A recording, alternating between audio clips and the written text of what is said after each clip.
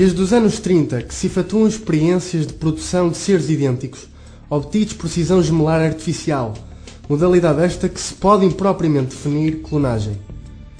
No entanto, muitas das experiências foram realizadas sem o prévio consenso da Comissão Ética competente e os dados publicados para provocar o debate ético. Mas a notícia, publicada na revista Nature de 27 de fevereiro de 1997, o nascimento da ovelha Dolly, por obra de cientistas escoceses, abalou excepcionalmente a opinião pública, suscitando tomadas de posição de comissões e autoridades nacionais e internacionais, isto porque se tratou de um facto novo e considerado inquietante. A novidade do facto deve-se a duas razões. A primeira que se tratou não de uma cisão gemelar, mas de uma novidade radical definida clonagem, isto é, uma reprodução assexual e agâmica destinada a produzir seres biologicamente iguais ao indivíduo adulto que fornece o património genético nuclear. A segunda razão é que este género de clonagem verdadeira e propriamente dita era até então considerado impossível. Julgava-se que o ADN das células somáticas dos animais superiores, tendo sofrido o processo conformativo da diferenciação, já não pudessem recuperar toda a potencialidade original e, consequentemente, a capacidade de guiar o desenvolvimento do novo indivíduo. O facto suscitou, justamente, ansiedade e alarme.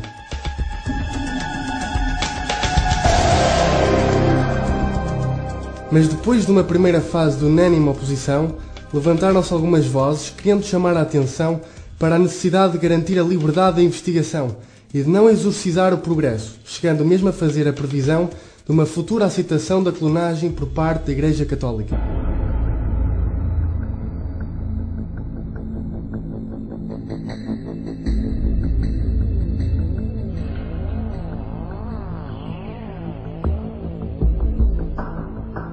Nas suas dimensões biológicas, a clonagem enquanto reprodução artificial obtém-se sem o contributo dos dois gametas.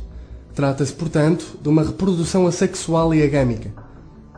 No processo de clonagem por transferência de núcleos, o núcleo de uma célula somática do animal que se pretende clonar é transferido para o óvulo de um outro animal da mesma espécie, ao qual se retirou previamente o núcleo.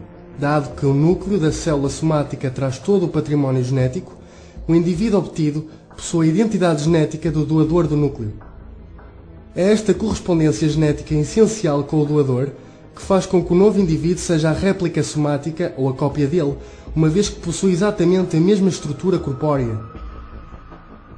Todavia, é preciso notar que, na hipótese de se querer estender a clonagem à espécie humana, desta replicação da estrutura corpórea não derivaria necessariamente uma identidade perfeita da pessoa.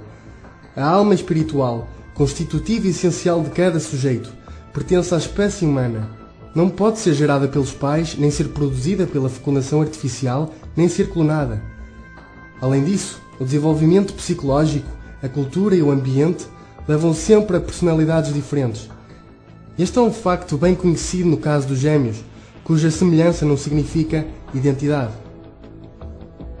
Apesar da impossibilidade de incluir o espírito, que é a fonte da personalidade, a extensão da clonagem ao homem já fez imaginar hipóteses inspiradas pelo desejo de um poder absoluto, replicação de indivíduos dotados de genialidade e beleza excepcional, reprodução da imagem do familiar defunto, seleção de indivíduos sadios e imunes a doenças genéticas, produção de embriões previamente selecionados a fim de serem depois transferidos para útero, etc.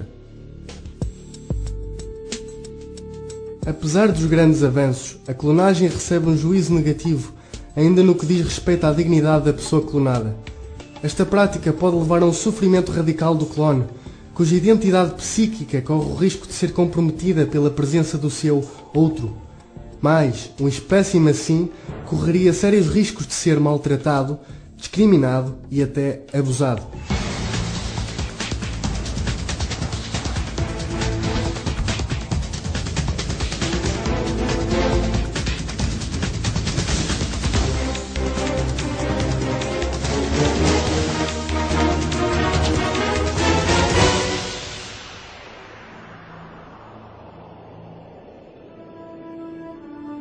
Hoje em dia, a hipótese da clonagem humana é uma realidade.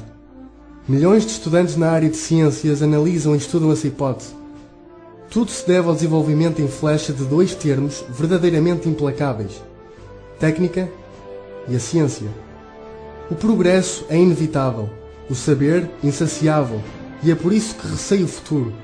Penso que cabe ao ser humano decidir se pretende servir da ciência como forma de libertação ou se pretende tornar-se escravo dela ao introduzir novas formas de violência e sofrimento. O homem deve fazer bom uso da ciência para que todos beneficiem claramente dela.